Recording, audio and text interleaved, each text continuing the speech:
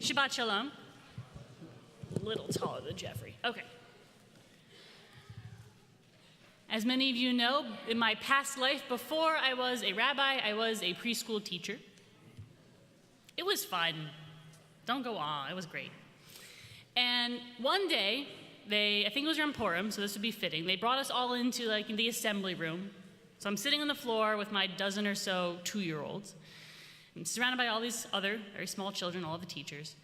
And apparently, somebody had the brilliant idea that in a room full of toddlers, that we should have a clown. Clown. Plenty of adults are scared of clowns, can you imagine?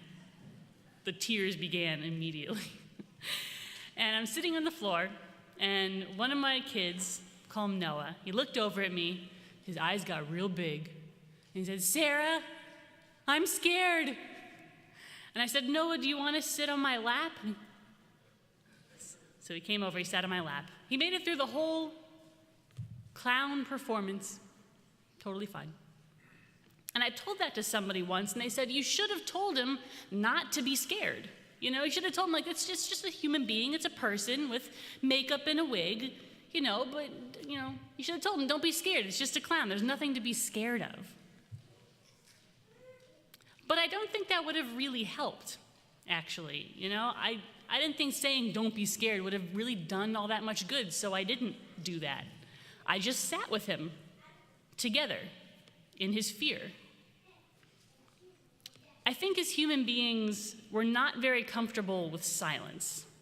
We're not very comfortable with what feels like inaction, what feels like a lack of solutions. Lack of explanation. We want an immediate response, an immediate solution, an immediate explanation. We want to fix it. We want to fix it.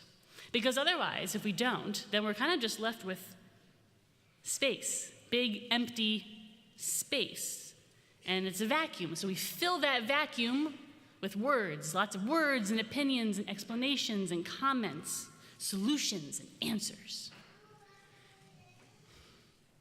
And I don't think that's a bad thing inherently, Action and answers, explanations are good.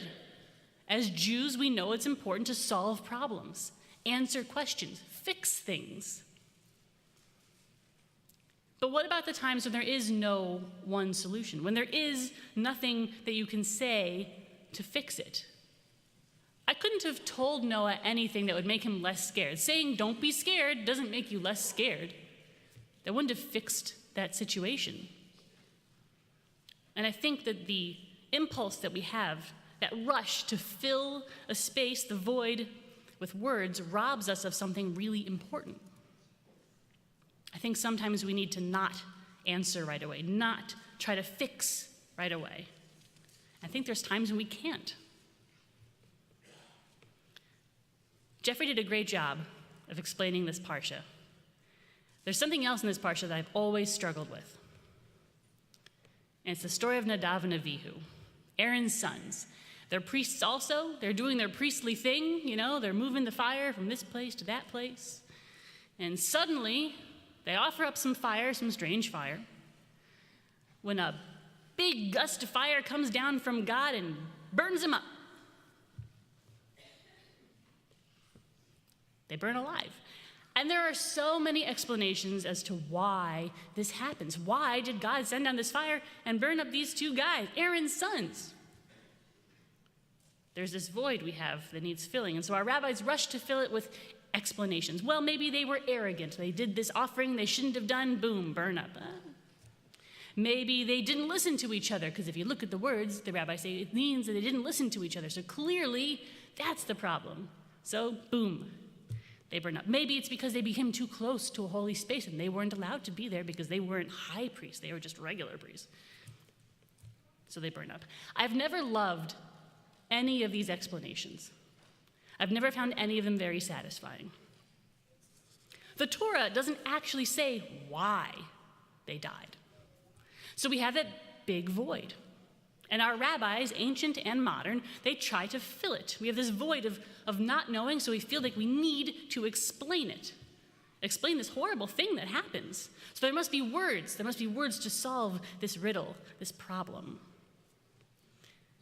And I'm a rabbi, so 99% of the time, I love our rabbinic explanations. I think they're interesting.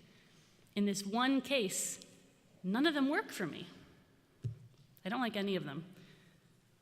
So maybe it means something that the one meaningful response I've ever found to this one case comes from someone who is not a rabbi. Though I think she could be if she wasn't like a very religious Orthodox Jew and doesn't think that she could be or should be a rabbi, doesn't want to be a rabbi. But if you ever have a chance to read anything by Blue Greenberg, Bluma, she goes by Blue Greenberg, you really should. She's highly intelligent, political science background, clinical psychology background, and the fact that she has 83 years of being a very observant Jew, so she knows more about Judaism than most Jews.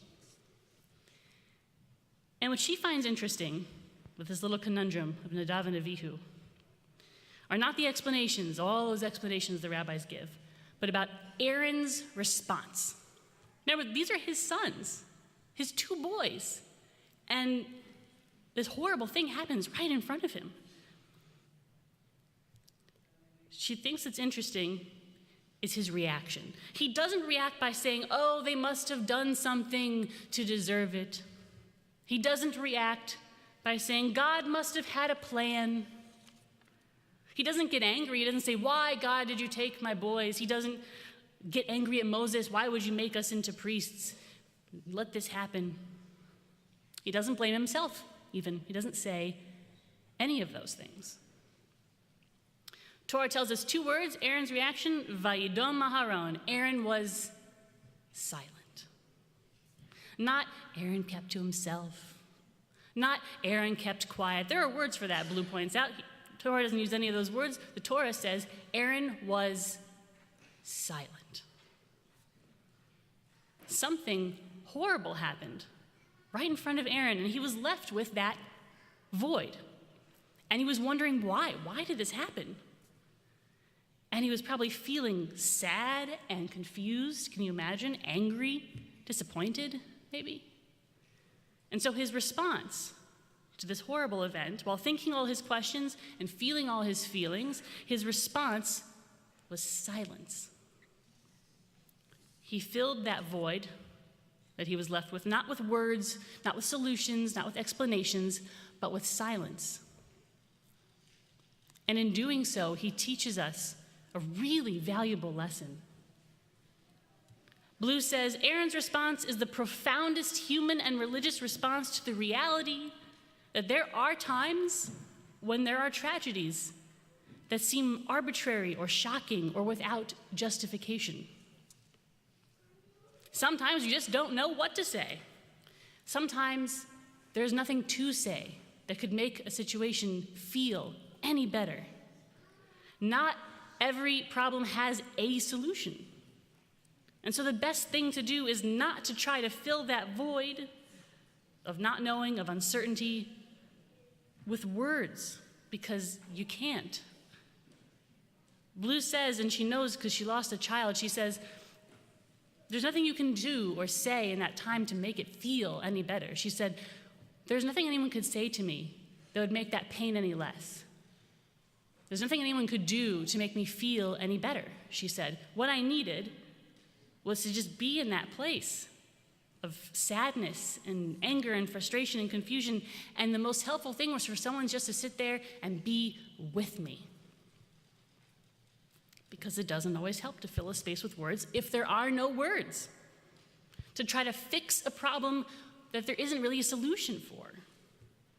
Sometimes the best thing is to just be there with someone. And I think this goes beyond just sad stuff. I know this is like some heavy, dark stuff, but I think this is just something that applies to lots of aspects of life in general. My husband, Ariel, and I, we have this kind of dynamic worked out. Doesn't work every time, but if you've ever been married or dated or been with another person in your life, this might sound familiar. One of us will just be having one of those days, where you're just like ranting and raving, complaining, this thing happened, one of us will say, and then this other thing happened, and then I had this problem, and then I had that issue. And the other one will ask, do you want help, like problem solving, or do you want me to listen? And then the first person has to think about it. And sometimes we say, I need help. Tell me, what do you think? What should I do? What are your thoughts? What do you think? And sometimes we say, I just want you to listen. Sometimes you just want someone to be with you in your frustration or your anger or your fear or your worry. You don't want fixing. You just want someone to be with and someone to listen. I think a lot of relationship problems arise because we kind of get those wires crossed, and that's whether it's a romantic relationship, family relationship, friendship, any human interaction. You're going to see this come up. How often do you hear someone say, I was just trying to vent and just trying to talk, and they kept trying to fix me? It happens a lot, right? And it's frustrating when you want someone to listen, to just kind of be with you and your feelings, and they want to fix you. They want to fix the situation. They want to say stuff. It doesn't come from a bad place, this urge we have to fix. It's a good impulse. It just gets a little bit misdirected, I think. And because as we see in the Torah and as we know from our own lives, sometimes there's nothing you can say or do that will make a situation any better, that will make someone feel any better. Sometimes what other people need from us is not more words or solutions or fixing. Sometimes what other people need is to just be there silently in their thoughts, with their feelings. And so sometimes the best help we can be for other people is to just be there with them in that place. Shabbat Shalom.